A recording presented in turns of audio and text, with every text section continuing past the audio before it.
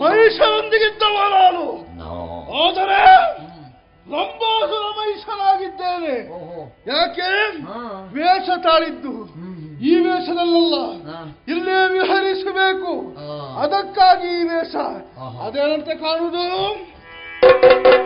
ಕಂಡು ಮಗಿಜಿಯಾನ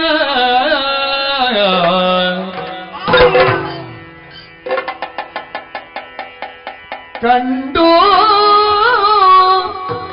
ಮಗಿಸಿಯ ದೂರದಿಯು ಮುದಗೊಂಡು ಮತನಾಸ್ತದಲ್ಲಿ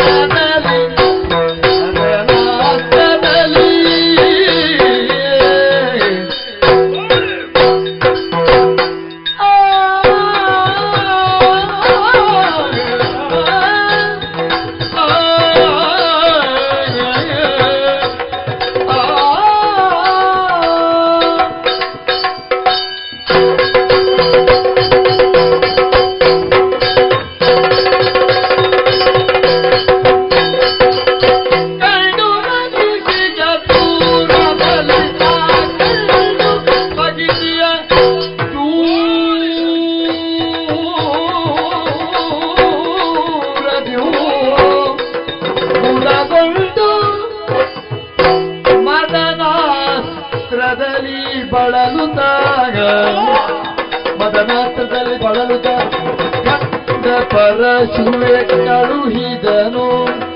ಕಂಡ ಪರಶುವೆ ಕಳುಹಿದನು.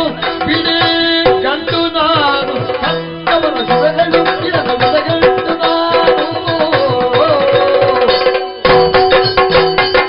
ಕಂಡು ಮಗಿಸಿಯ ದೂರ ದೂರಗೊಂಡು ಮದನಾತ್ರದಲ್ಲಿ ಬಳಲುತ್ತಾಗ ಚಂದ್ರವೀರುವುದೋ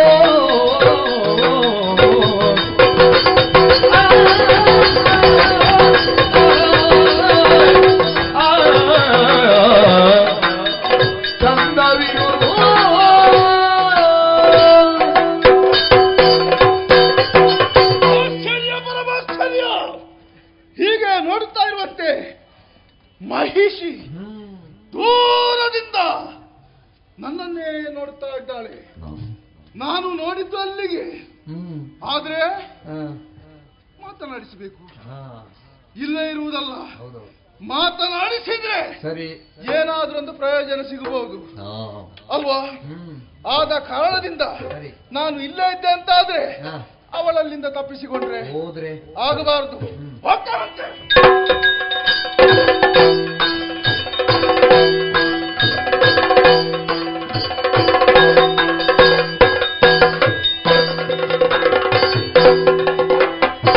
ಕಾಮರೂಪದೆ ಕೋಣನಾಕೃತಿ ಕಾಮುದದಿದರೆ ಸುತ್ತ ಸುಖಿಸುವ ಕಾಮಿಯಾಗುವ ಬರುವನೆಂದು ಬಂದನು ದಾಮ ಕಳನು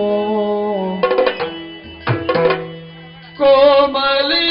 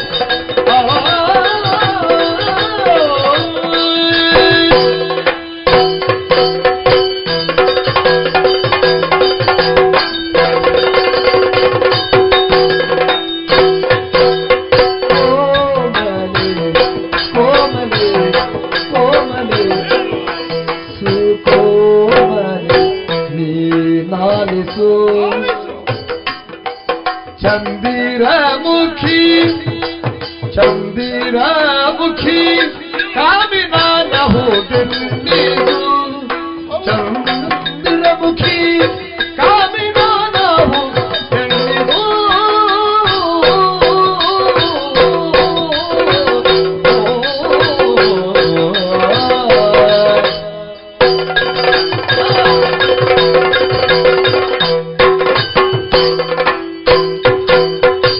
ಧನು ಗಂಧರ್ವ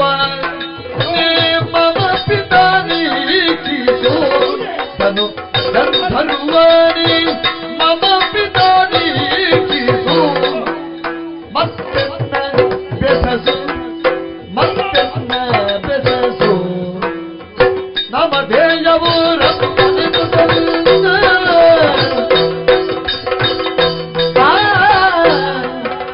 ನಮ ದೇಯವು ರಪ್ಪನೆ ಬದಲದಲ್ಲಿ ನೆಲ ಸಿಗುವುದರಲ್ಲಿ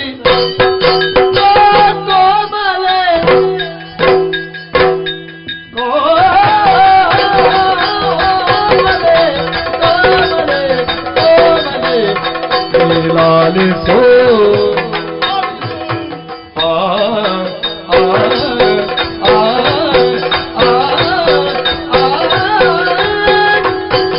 ಜಾತಿ ಪೆಣ್ಗಳ ಕಾಮರೂಪನಿ ಕಾದಲಿದು ಸುಖಿಸುವೆನು ಸುಖಿಸುವೆನು ನಿನ್ನಲಿ ಪ್ರೀತಿಯಲ್ಲಿ ರಮಿಸುವೆನು ಮಮ ಸುಪ್ರೀತಿಯಾಗೆಲೆ ಹೇ ತಳೋದರಿ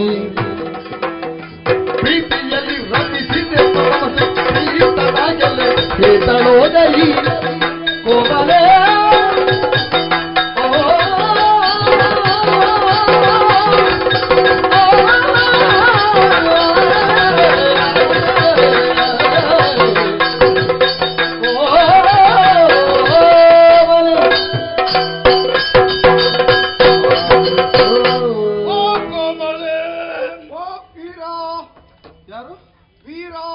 ನನ್ನನ್ನು ನೋಡುವಾಗ ಅರ್ಥ ಆಯ್ತು. ವೀರ ಸುಳ್ಳಲ್ಲ, ವೀರನು ನಾನಾಗಿದ್ದೇನೆ, ಪರಾಕ್ರಮಶಾಲಿ. ಆದ್ರೆ ಈ ಕಾಡಿನಲ್ಲೇ ವಿಹರಿಸ್ತಾ ಇರುವಂತ ಸಂದರ್ಭ ನಿನ್ನನ್ನು ನೋಡಿದೆ. ಏ ಚಂದಿರಮುಖಿ, ನಿನ್ನನ್ನು ನೋಡಿದ ಅಷ್ಟು ಚಂದ ಇದ್ದಾನೆ. ಮತ್ತೆ ಚಂದ ಇಲ್ಲದವರ ಹತ್ತಿರ ಬರುವುದಿಲ್ಲ ನಾನು, ಚಂದ ಇದ್ದವರಲ್ಲಿಗೆ ಬರುವುದು. ಚಂದಿರಮುಖಿ, ನಿನ್ನನ್ನು ನೋಡಿ ನಿನ್ನೊಂದಿಗೆ ಸೇರುವ ಎನ್ನುವಂತ ಮನಸ್ಸಾಗಿದೆ ನನಗೆ. ಆದ ಕಾರಣದಿಂದ ಹೇಳ್ತೇನೆ, ಬಾರೆ ನನ್ನನ್ನು ಮದುವೆಯಾಗಿ ಬಾರೆ. ಕಾಮಸುಂದರಾಂಗಯಿಲ್ಲ ಕಾಮಿತವನು ತಿಳಿದು ನೀನು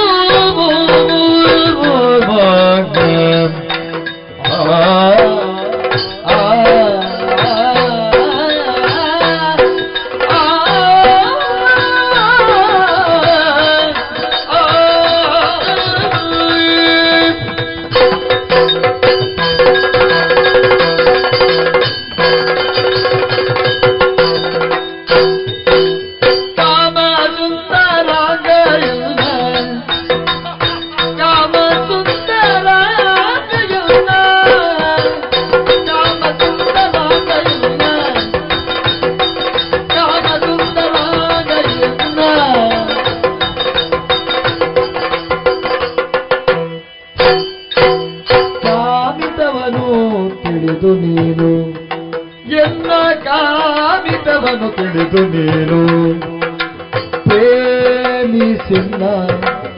ಪ್ರೇಮಿಸನ್ನ ಮನದ ಬಯಕೆ ನೀ ಸಲ್ಲಿಸುವೆಯ ಪ್ರೇಮಿಸನ್ನ ಮನದ ಬಯಕೆ ನೀ ಸಲ್ಲಿಸುವೆಯ ನೀ ಸಲ್ಲಿಸುವೆಯ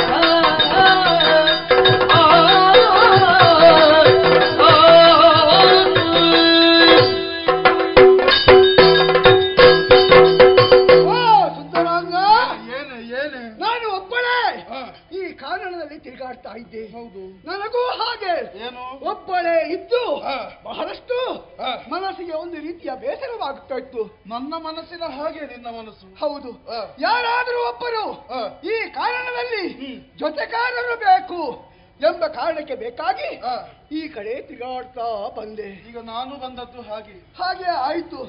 ನನಗೂ ಹಾಗೆ. ಹೌದಲ್ಲ, ನಿನ್ನನ್ನು ಕಂಡಾಗ ಈ ಅದಾಯವಂತ ಶರೀರವನ್ನು ನೋಡಿದಾಗ ಬೇಕು ಅಂತ ಅನಿಸ್ತಾ ಉಂಟು. ಬೇಕು ಅಂತ? ಹೌದು. ಸುಂದರಾಂಗ, ಏನು ನನ್ನ ಜೊತೆ ಸೇರಿ ನನ್ನನ್ನು ಸುಖ ಸಂತೋಷ ಪಡಿಸುವೆಯಾ? ಹಾಗಿದ್ರೆ ನಿನಗೆ ಮನಸ್ಸುಂಟು ಅಂತಾಯಿತು. ಖಂಡಿತ. ಇನ್ಯಾಕೆ ತಡ? ಈಗ ಬಾ ಬಾ ಬಾ.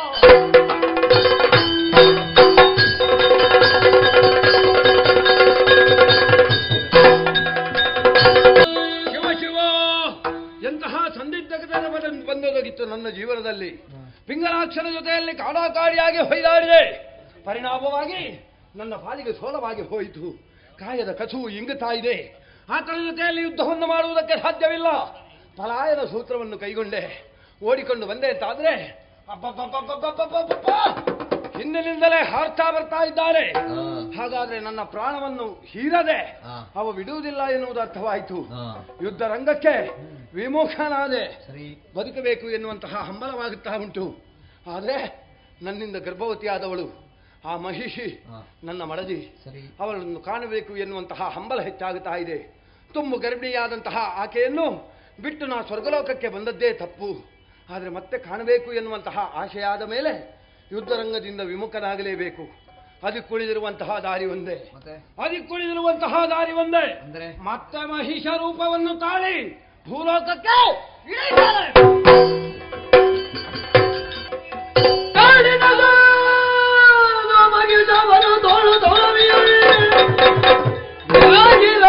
ಕಾಣುತ್ತಾಳವರನ್ನು ಕೂಡಿ ಸುಖಿಪ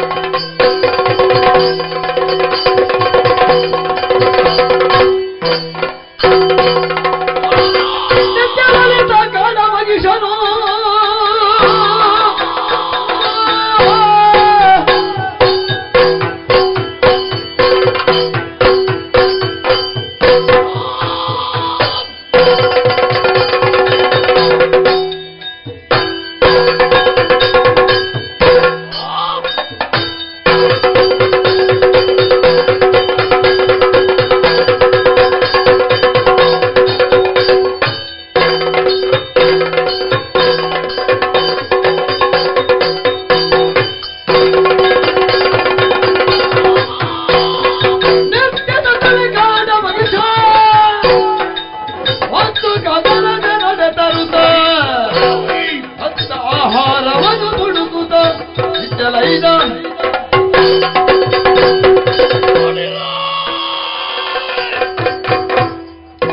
ದಟ್ಟವಾದಪ್ಪ ಅರಣ್ಯ.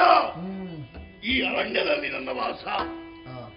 ಈ ಕೋಣಗಳ ಮುಂದೆಯಲ್ಲಿ ನಾನೊಬ್ಬ ಅಧಿಕಾರಿ. ಕಾಡು ಮಹಿಷಾಂತರನನ್ನು ಕರೆಯುತ್ತಾರೆ. ನಾನು ಕಾಡಿನಲ್ಲೇ ಹುಟ್ಟಿದವ, ಕಾಡಿನಲ್ಲಿಯೇ ಬೆಳೆದವ.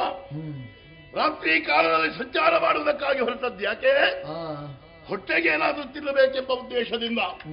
ಹಾಗಾಗಿ ಆಹಾರವನ್ನು ಹುಡುಕುತ್ತಾ ಈ ದಾರಿಯಾಗಿ ಮುಂದೆ ಬರ್ತಾ ಇದ್ದೇನೆ. ಏನಂತ ಅದು? ಮಗೇಶಯ್ಯ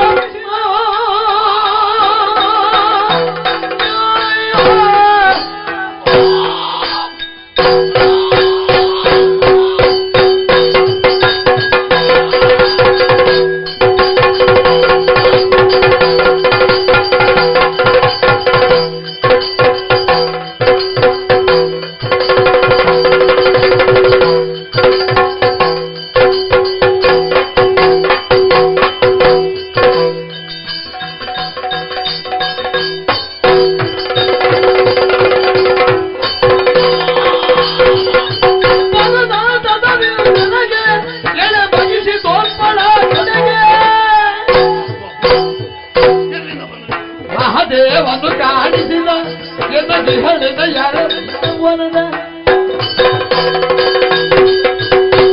ನಾವೊಂದು ಆಹಾರವನ್ನು ಹುಡುಕುತ್ತಾ, ಆದ್ರೆ ನನಗೆ ಕಾಣ ಸಿಕ್ಕಿದ್ದೇನು? ನನ್ನಂತೆ ಇರುವವಳು ಅದು ಹೆಣ್ಣೋ ಗಂಡೋ ಎಂಬುದನ್ನು ಸರಿಯಾಗಿ ವೀಕ್ಷಿಸಿದ್ರೆ ಹೌದಾ? ಗಂಡಲ್ಲ, ಕೋಣಲ್ಲ, ಮತ್ತೆ ಎಮ್ಮೆ. ಈ ಕಾಡಿನಲ್ಲಿ ಈ ಮಧ್ಯರಾತ್ರಿಯ ಕಾಲದಲ್ಲಿ ಒಂಟಿ ಎಮ್ಮೆ ತಿರುಗಾಡ್ತಾ ಇದೆ ಅಂತ ಆದ್ರೆ ಇದು ನನ್ನ ಭಾಗ್ಯ. ಯಾಕೆ ಭಾಗ್ಯ? ನಾವು ಬಹಳಷ್ಟು ಮಂದಿ ಇದ್ದೇವೆ. ಕೋಣ ಜೊತೆ ಜೊತೆಯಾಗಿ ಹೋಗುವುದು, ಆಹಾರವನ್ನು ಸಂಪಾದನೆ ಮಾಡುವುದು. ನಮ್ಮ ಈ ಕೂಟದಲ್ಲಿ ಎಮ್ಮೆ ಇಲ್ಲ, ಆದ್ರೆ ಈ ಎಮ್ಮೆ ಕಾಣ್ತಾ ಇದೆ ಅಂತಾದ್ರೆ ನನಗೆ ಸಂತೋಷವಾಗುತ್ತಾ ಇದೆ. ಯಾಕೆ? ಇವಳ ರೂಪಲಾವಣ್ಯ ಅಷ್ಟು ಚಂದವಾಗಿದೆ, ಮೈ ಕೈ ತುಂಬಿಕೊಂಡಿದ್ದಾಳೆ.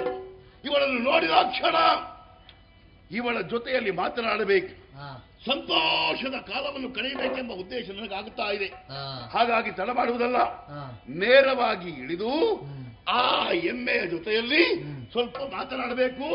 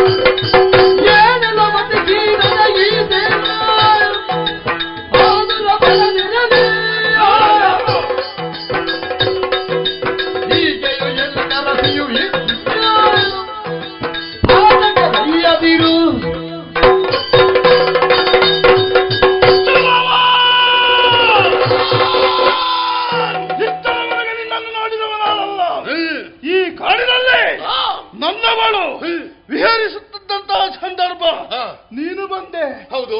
ಏನು ಮಾಡಿದೆ? ಈ ಕಾಡಿನಲ್ಲಿ ನನ್ನ ವಾಸ. ಹೌದಾ? ಹಾಗಾಗಿ ನಾನು ಆವಾಗ ತಿರುಗಾಟ ಮಾಡ್ತಾ ಇರ್ತೇನೆ. ಮತ್ತೆ ನೀನು ಬಂದೆಂತ ಕೇಳುದೇನೋ? ನನ್ನ ಹೆಂಡತಿ, ನನ್ನವರು, ನನ್ನ ರಾಶಿ ಯಾವಾಗ ಬಂದ್ರೆ ಅದು? ಅಲ್ಲಿಗೆ ನೀನು ಬಂದೆ ಅಂತಾದ್ರೆ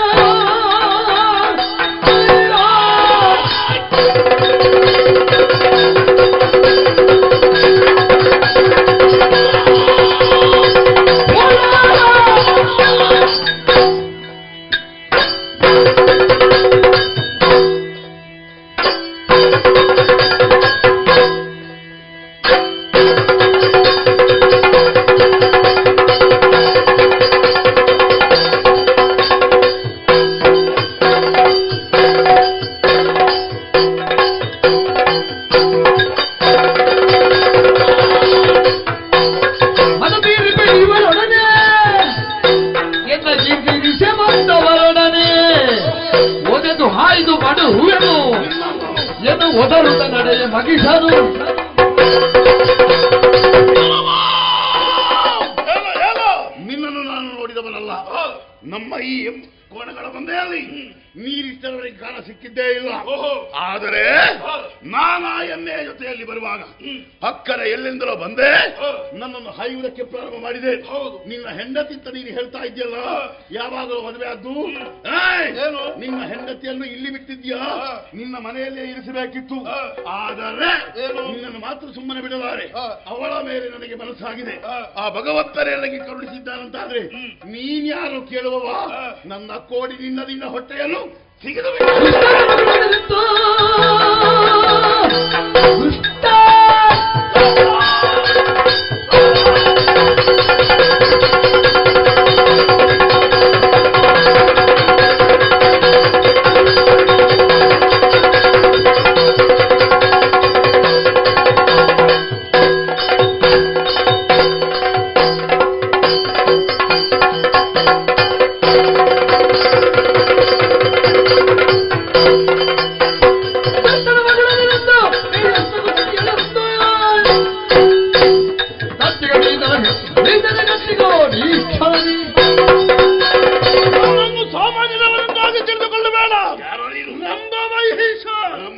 ದೇವಲೋಕವನ್ನು ಗೆದ್ದವ.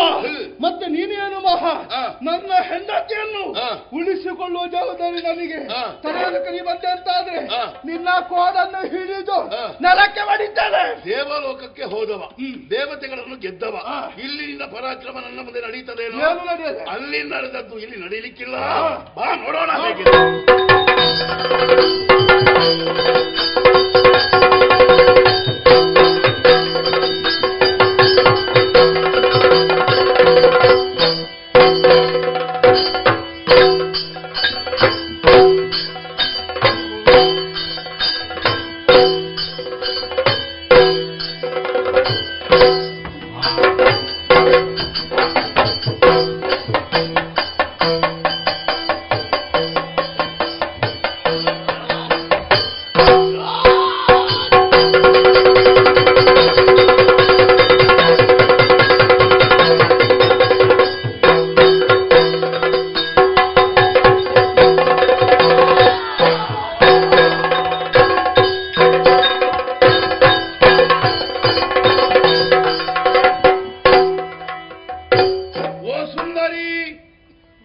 ಬಹಳ ಚಂದವಾಗಿದ್ದೀನಿ.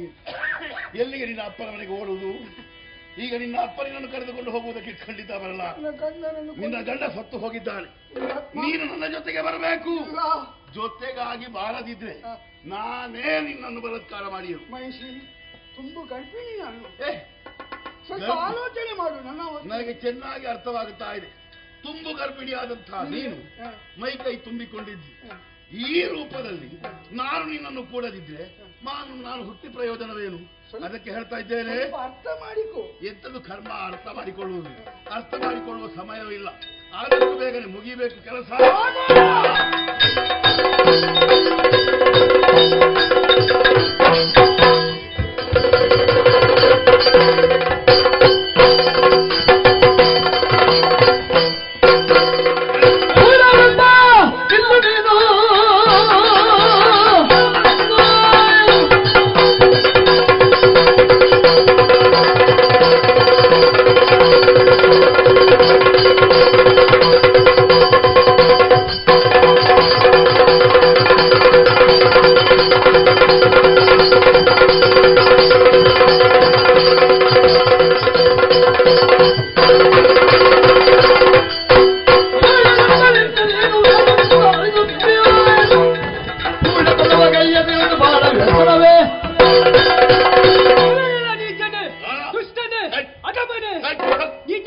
ಕೃತ್ಯವನ್ನು ಕೈಗೊಳ್ತಾ ಇದೆಯಲ್ಲ. ನೀಚ ಕೆಲಸ ಯಾವುದು? ನೀನು ಏನು ಮಾಡಿದೆ? ಏನಾಗಿದೆ? ಗರ್ಭಿಣಿಯಾದಂತಹ ಒಂದು ಸ್ತ್ರೀಯನ್ನು ಬಲಾತ್ಕಾರ ಮಾಡುವುದಕ್ಕೆ ಮುಂದಾಗುತ್ತಾ ಇದೆಯಾ?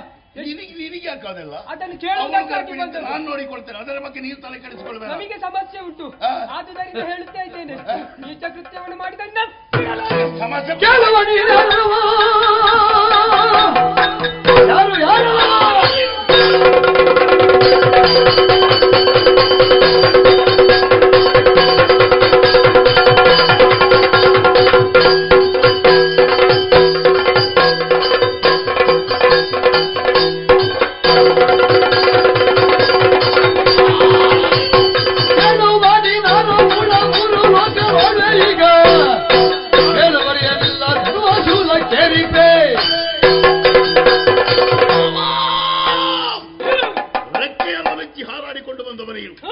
ಅವಳನ್ನು ಬಲಾತ್ಕಾರ ಮಾಡುವುದಕ್ಕಾಗಿ ನಾನು ಮುಂದುವರಿಯುತ್ತಿದ್ರೆ ನಿನಗೆ ಸಮಸ್ಯೆಯೋ?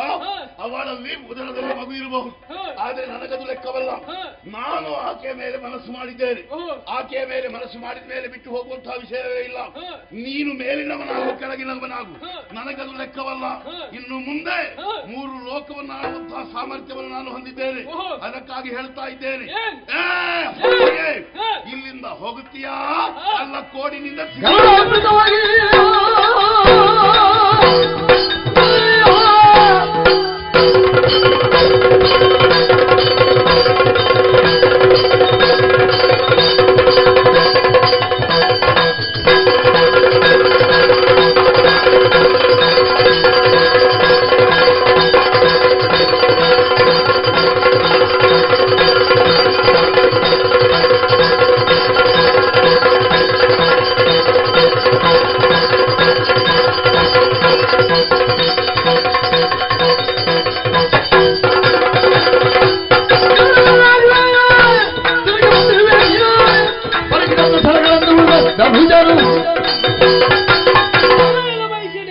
ಅಧರ್ಮದಾರಿಯಲ್ಲಿ ನಡೆದಂತಹ ಮಾನವರನ್ನೇ ನಾವು ಸುಮ್ಮನೆ ಬಿಡುವುದಿಲ್ಲ. ನಾವು ಪ್ರಾಣಿಗಳು, ಧರ್ಮ ನಮಗೆ ಗೊತ್ತಿಲ್ಲ. ನಿಮಗಿಲ್ಲದಿದ್ದರೂ ನಮಗುಂಟು. ಆದುದರಿಂದ ಅಧರ್ಮದಲ್ಲಿ ನಡೆದ ನಿನ್ನನ್ನು ಬಿಡುವುದಿಲ್ಲ.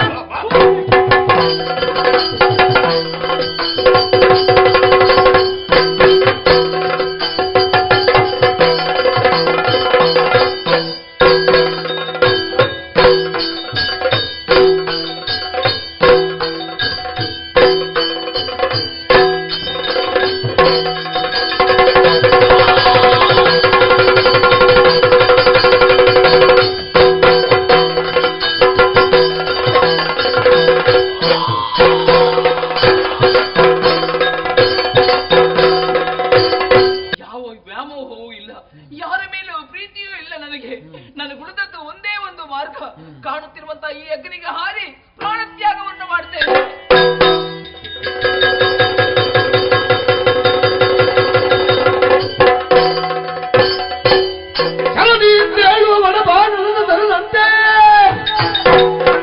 ಧರೆಯುಗುಳುತ್ತಿರುವ ಜ್ವಾಲಾಮುಖಿಯ ಸುಯಿಲಂತೆ ಮೊರೆವ ಸಿಡಿಲಬ್ಬರದವರು ಹೇಳುವಂತೆ ಸಿಗಿಯಿಂದ ಜನಿಸಿದ ಮಹಿಷಾಕ್ಯನು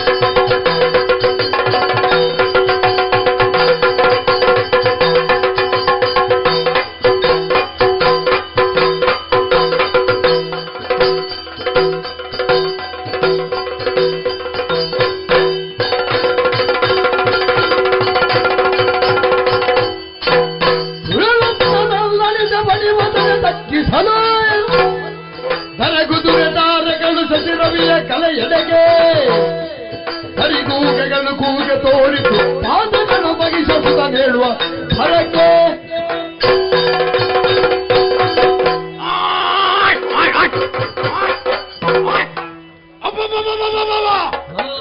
ಅತ್ತ ಇತ್ತ ಸುತ್ತ ನೋಡಿದರೂ ಕೂಡ ಉರಿ, ಎಂತಹ ಉರಿ!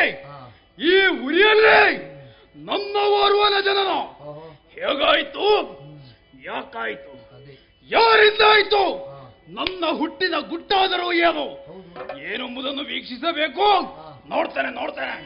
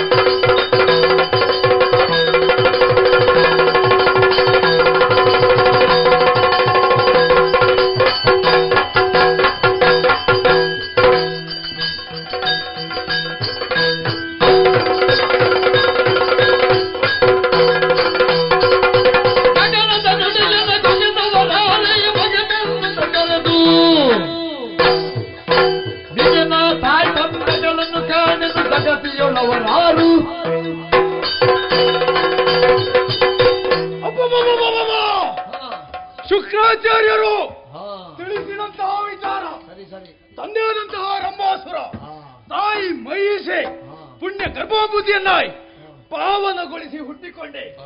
ನಾನೇ ಮಹಿಷಾಸುರ. ಶುಕ್ರಾಚಾರ್ಯರ ಆದೇಶ ಆ ಸುರಪಾದಿಗಳನ್ನ ಬೆಂಗು ಬಡಿಯಬೇಕು ಎಂಬುದಾಗಿ ತಡೆಯಕ್ಕೆ ತಪಸ್ಸನ್ನಾಚರಿಸುವುದಕ್ಕೆ ಗುಂಡರು ನೀವು ಸೇರ್ತಾರೆ.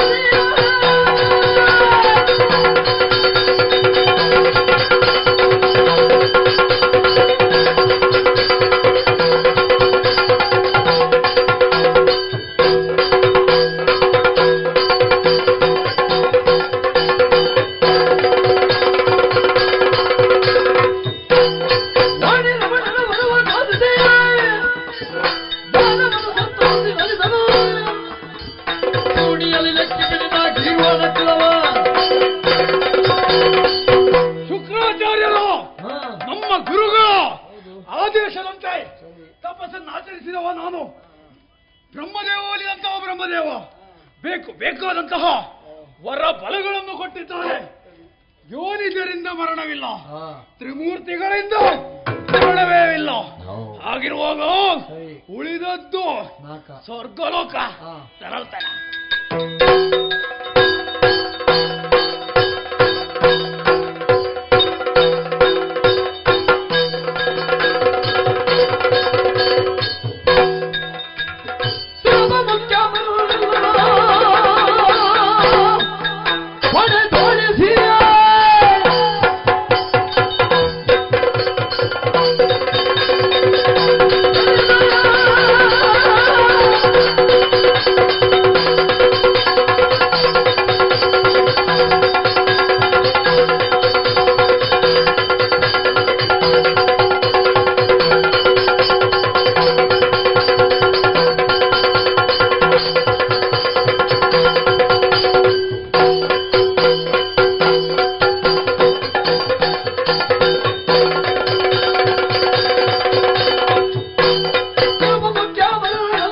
ಹೊಡೆದೋಡಿಸಿದ ಲಕ್ಷಣ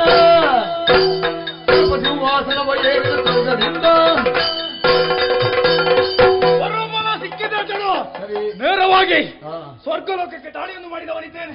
ಪಾತಾಳ ಲೋಕ ಸ್ವಾಧೀನಗೊಳಿಸಿದ್ದೇನೆ, ಸ್ವರ್ಗಲೋಕ ಸ್ವಾಧೀನಗೊಳಿಸಿದ್ದೇನೆ. ಇನ್ನು ಯಾಕೆ ತಡ? ಸಿಂಹಾಸನವನ್ನ